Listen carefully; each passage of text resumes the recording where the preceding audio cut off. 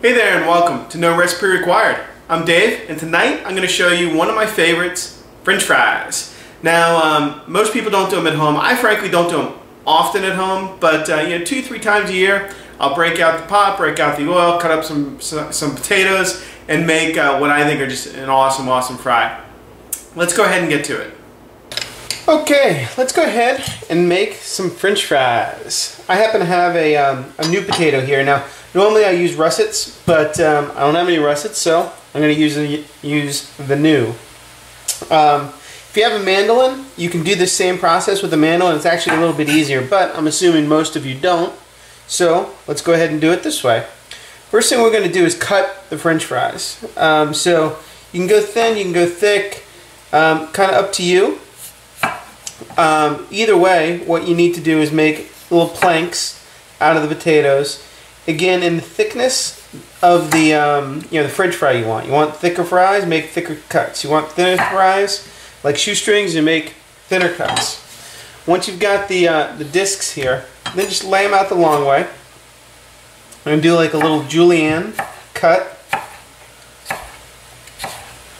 like so, and then voila, we've got French fry shapes. Once you get them cut through, then you're going to want to just put them in a little in a bowl here of cool water, and that's going to help rinse off the starch from the potatoes and end up giving us a better fry. My cut potatoes have been sitting in cold water now for probably a total of 15 minutes, and I've actually rinsed the water out a few times, just literally drained it off. And that is to get rid of the starch, make them nice and crisp from the water. Now this next step is an important one, because if you put wet fries in hot oil, you're going to have problems. Oil and water don't mix, right? So the story goes. So what you do, take them out of the water and into a little tea towel or dish towel here, and really dry them off pretty well. Let them sit. Give them a little rub, pat them dry for just a couple minutes, all while our oil comes up to temperature. And we're going to do two fries. The first fry is really just going to kind of cook the potatoes and soften them up, and can be done ahead of time. Second fry will be to actually crisp them up and make our final little French fry. Okay, time to do our first fry. Now, frying, this is the only tricky, potentially dangerous part, so be careful, pay attention to what you're doing. I've got a pot here. I've got one of my deeper pots, and I've only filled it halfway with oil. And for this first fry, I want my oil at about 300 degrees. I'm using vegetable oil. Some people use peanut oil, other types of oils. I don't particularly like olive oil for this process. I've got my fries here. I'm going to drop them into the oil. Now the reason we do it halfway is once these drop, the oil is going to come up, and if it splatters, it could catch on fire. So add in small batches. I've got some more I'm going to add as soon as I drop these, and definitely be careful. So let me drop those first guys. Ooh, I splattered myself a little bit there. You see how much the oil came up, and again I'm just gonna let it sit for a minute so that we don't screw anything up. I've got a wooden spoon here. I'm just gonna stir those in. You can add a few more. You want to try and get them in as quickly, but definitely work them in batches if you need to. And the 300 degree mark here, like I said, this is just the first fry, so we're just going to kind of cook them until they're done. Give them a quick stir every once in a while to make sure nothing's sticking. Going to give them a quick fry, and then pull them aside, let them rest and cool down for at least 10 minutes. They can easily sit around for an hour or so before we do the second fry, which is going to crisp them up. This is just going to take about 20 minutes. I'm sorry, about 2 minutes. Then we'll pull them out. Okay, so my fries have just lightened up in color.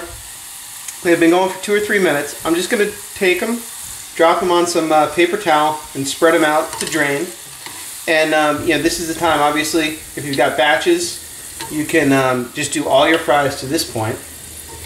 Let them sit for 10 minutes. Then we're going to come back and do our final fry off. You do want to try and spread them out as much as possible, so nothing sticks together. Okay, let's keep going on our French fries. Now, here I've got the fries that we fried off earlier, And we're going to do the last fry.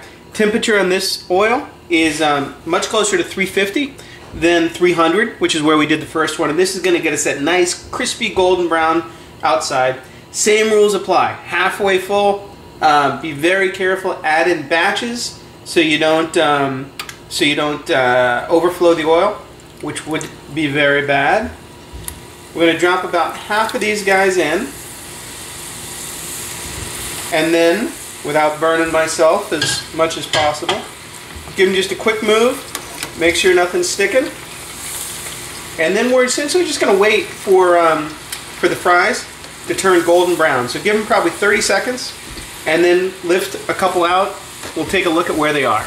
Okay, so as my fries are going, they increasingly they're getting golden brown. You want to make sure the oil is nice and hot. That's what gets the crispy crust.